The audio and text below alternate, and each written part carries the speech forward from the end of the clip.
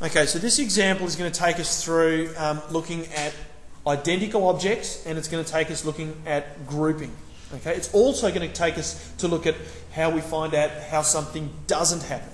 Okay, or the number of ways of not doing something.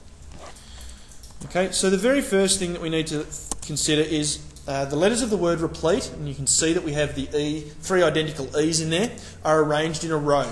In how many ways can this be done if the letters R and P must not be together? Okay? So really, what we want to consider first, if those letters aren't to be together, why don't we consider what we can do? We know how to work out things with identical objects, and we know how to do things when they're grouped together. So we know how to group R and P together, don't we?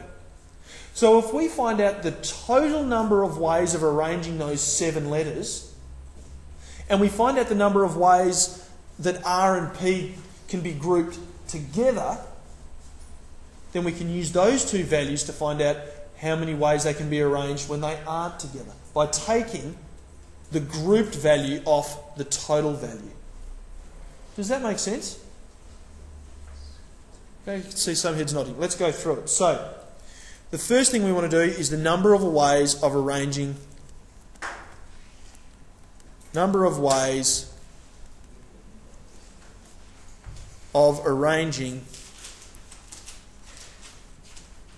7 objects.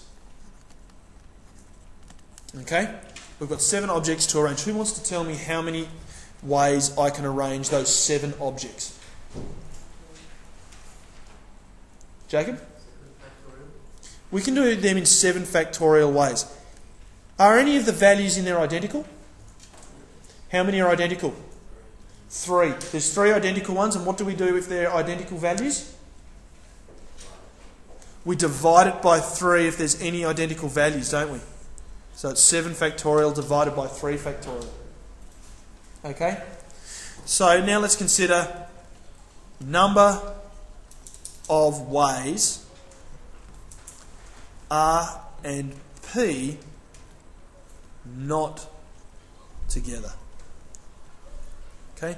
This is equal to, well, if I consider the total number of ways of just arranging those letters, I'm going to minus off the number of ways of arranging it so that R and P are together.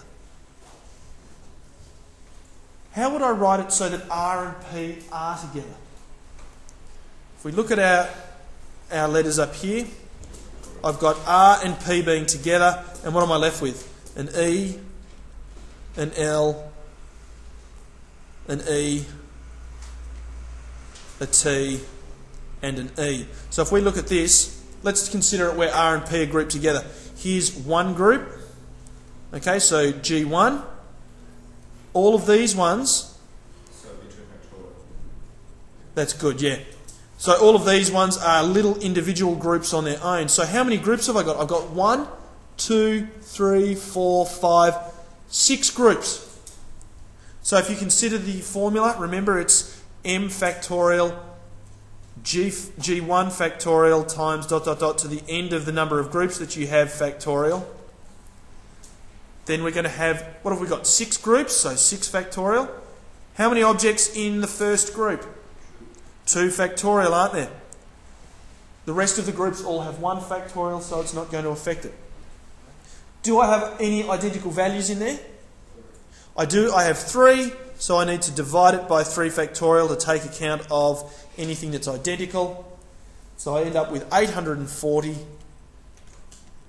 minus 240, which is equal to 600 ways of arranging it so that R and P are not together. This is the total number of ways of arranging it. This is the ways of arranging it where they are together, so the difference must be the number of ways that they are not together.